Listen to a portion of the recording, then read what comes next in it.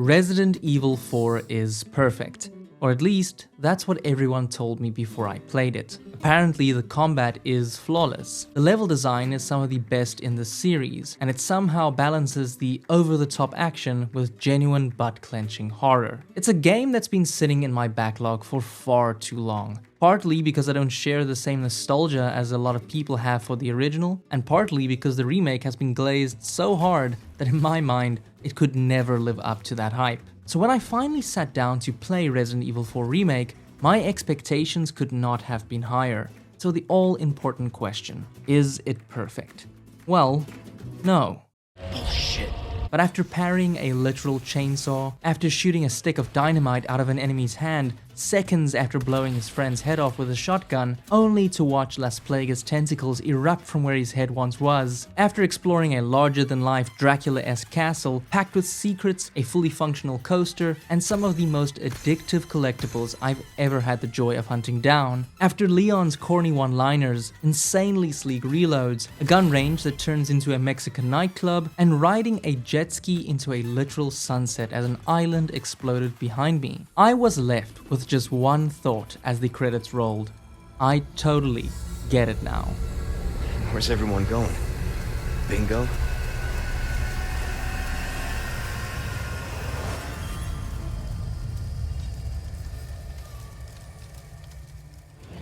Resident Evil is known for its scares, but what's even scarier is that 98% of people who watch my videos aren't subscribed. So if you enjoy deep dives into games you love, subscribing really helps me keep investigating more of them. But with that being said, let's get back to Resident Evil 4 Remake.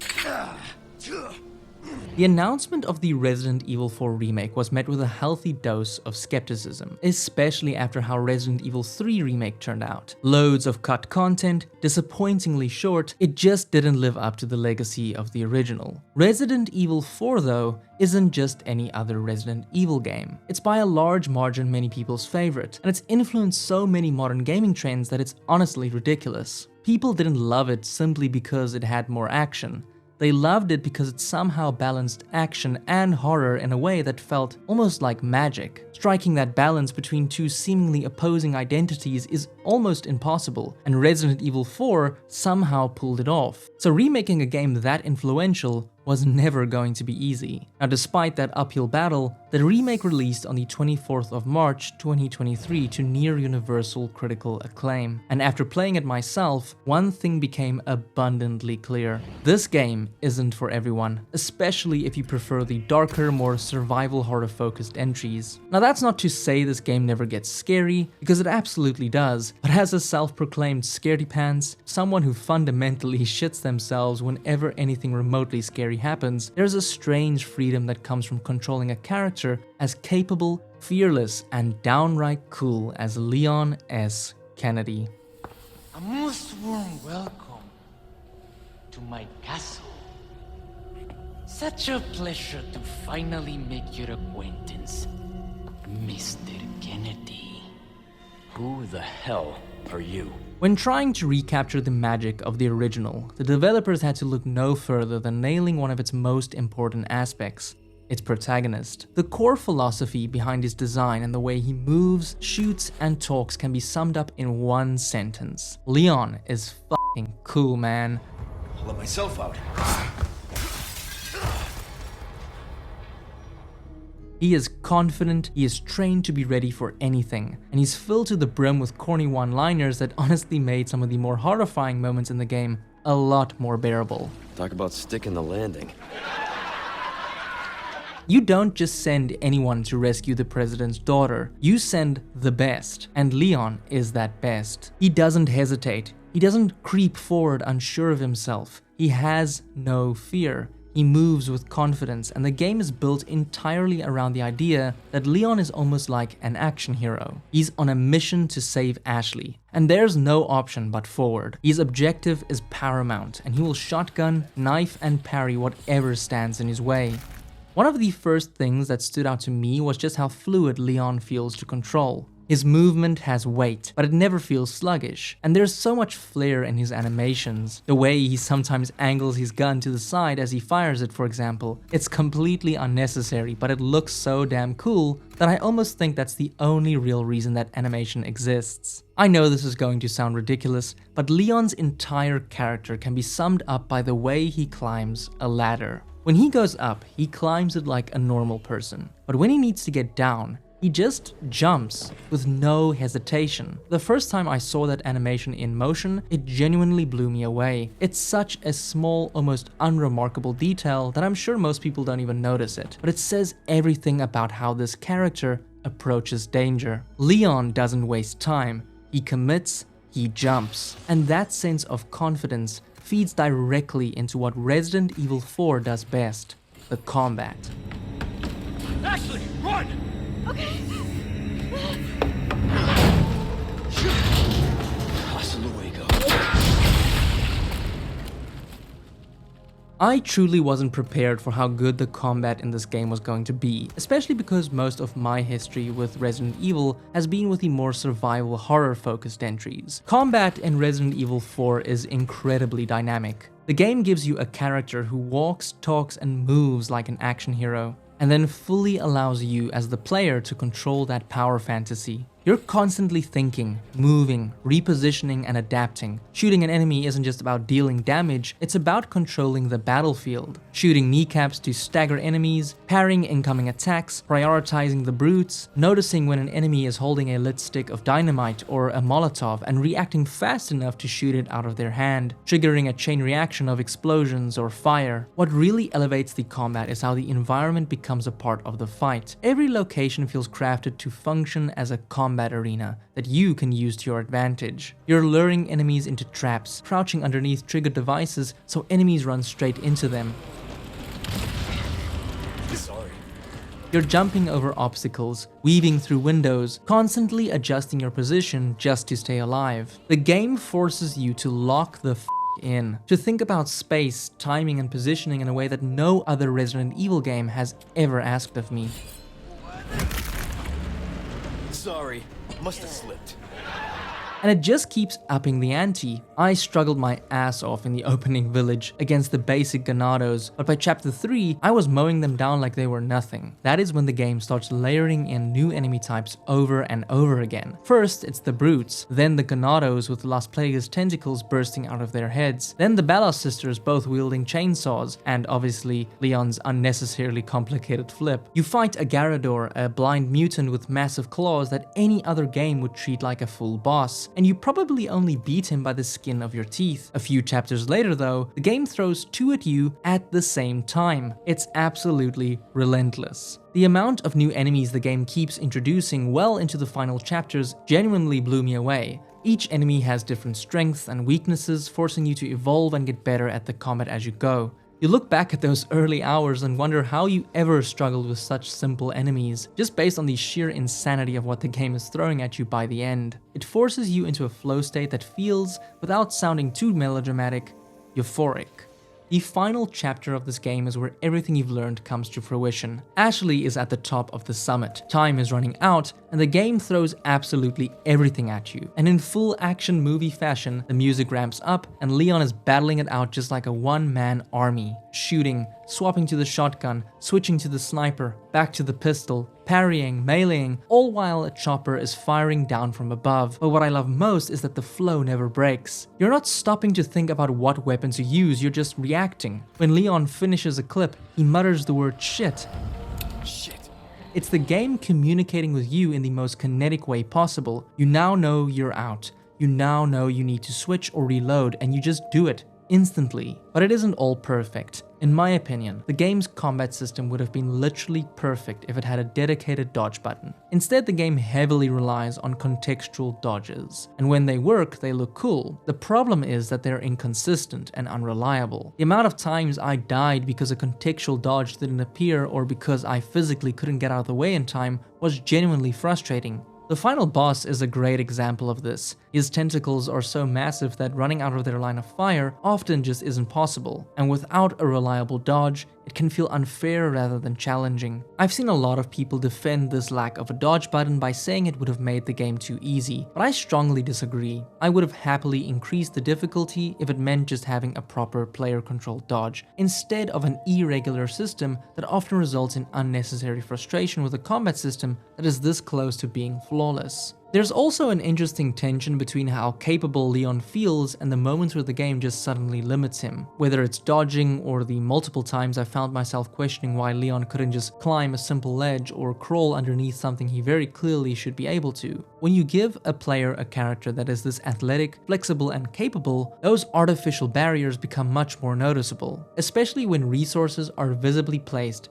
just out of reach, often locked behind a very simple traversal puzzle that feels unnecessary given what Leon is otherwise capable of. It's a small gripe, I know, but I say this in the context of how much I loved everything else. I mentioned earlier that I don't think this game is for everyone, and that's not just because of the intense focus on combat in this game. It's also because the deeper I got into Resident Evil 4, the more I realized just how much this game is doing. Almost too much at times. Too many systems, too many new ideas, and too many tones colliding at once. On paper, all these things mixed together shouldn't work, and yet, somehow, it absolutely does.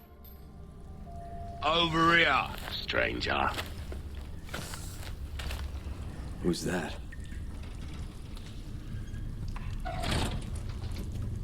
Let's do some business then, eh? Welcome. There is a lot of stuff in Resident Evil 4. It is genuinely one of the most jam-packed games the series has ever made. From the bosses that go from spectacular, like facing off against your former commander Krauser, to horrifying, running for your life from Vertigo, an assassin that looked like he walked straight off the set of Alien. I was yelling at my screen, my heart was racing, and that was right after having the time of my life, absolutely vibing out in the shooting range. My point is, the tonal shifts in this game are stark. The game effortlessly switches between campy action to drama to full-on horror. Resident Evil 4 somehow balances all of this without collapsing under its own weight. The tone never breaks, the pacing never completely falls apart. It's confident enough to throw everything at you and just trust that you'll roll with it. And you just do. I actually really struggled to write this script because even after finishing the game, I still don't actually understand why it works as well as it does whilst doing so much at any given time. Take the locations for example. They're beautiful, dense, and overflowing with things to find, but there are a ton of them. And usually with Resident Evil games, I feel like the locations start strong and then slowly lose momentum towards the end of the game. But this time around, I was engaged all the way through, literally loving every single new location. That said though, I do have a favorite, Salazar's Castle. The village is great, don't get me wrong. It's dense, packed with things to discover, and the fact that you can traverse parts of it by boat is fantastic. But I've always loved Resident Evil the most when it leans into more intimate, contained locations. And Salazar's Castle takes everything I love about Resident Evil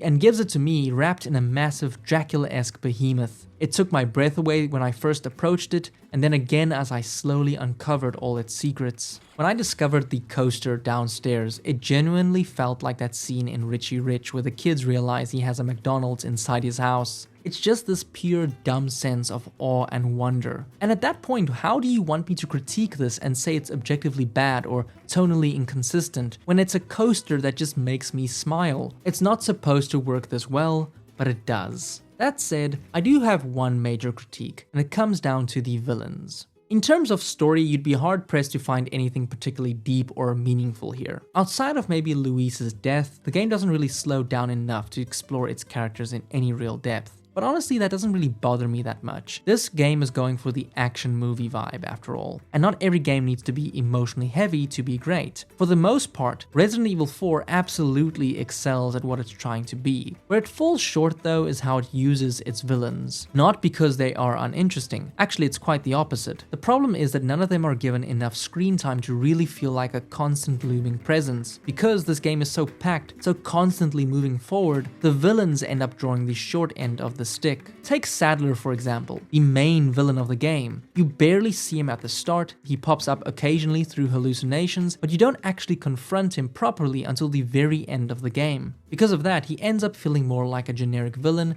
rather than a truly memorable antagonist. And the same can be said of most of the villains in Resident Evil 4. It's a shame because they're all interesting in their own ways, and I would have loved to spend more time with someone like Ramon Salazar just to get to know him a little better before fighting him. Where the game really makes up for it though is in the relationship between Leon and Ashley. They are genuinely a dynamic duo. Their scenes together are some of the strongest moments in the game, and what I really appreciate is that you get to know them not just through the cutscenes but through gameplay itself. I especially loved every section where I had to actively protect Ashley. The game constantly puts you in situations where you're balancing two priorities at once, trying to survive yourself while also defending Ashley as she completes her own necessary tasks, like lowering a ladder, turning a crank, opening a walkway. You're covering her while watching her own back, and making split-second decisions about who needs more help in the moment. My favorite example of this is the maze in the castle. You're navigating tight corners, constantly checking blind spots, and getting separated from Ashley, then fighting your way back to her, all while trying to understand the layout of the maze. And as a side note,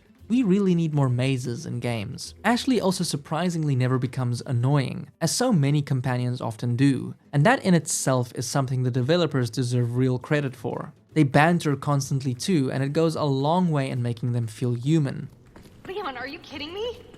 Jumping across chandeliers, seriously, who does that? What are you, my mother? Leon's calm confidence bouncing off Ashley's nervous energy adds personality to even the most chaotic moments. You okay? Yeah, no sweat. It builds a sense of trust between them, and by extension, between you and them. By the time you're deep into the story, protecting Ashley doesn't just feel like an objective anymore, it just feels natural. And I absolutely loved that.